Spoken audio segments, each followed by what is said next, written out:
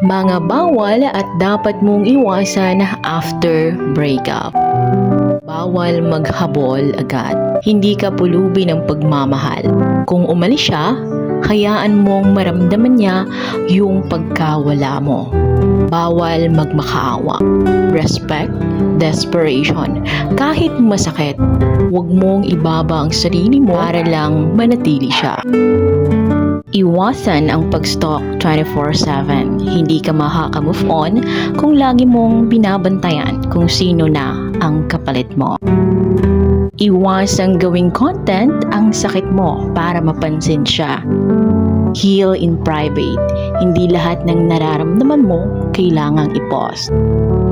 Iwasan na pumasok agad sa rebound. Hindi ka naghahanap ng panakip butas. Ayusin muna ang sarili mo.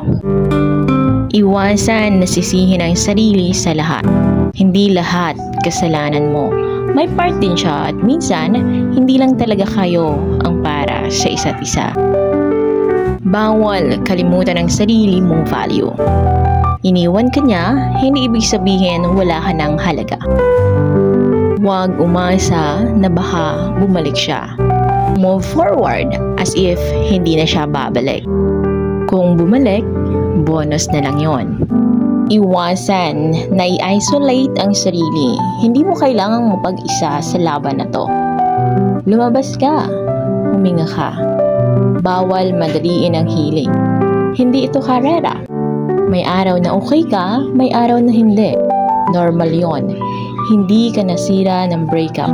Pinakita lang ito kung saan ka dapat buuin. Hindi ka iniwan para habulin mo.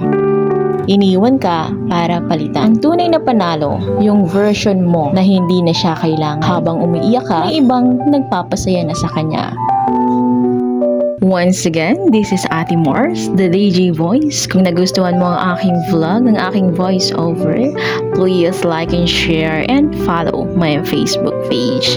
See you on my next mini vlog tips. Maraming salamat!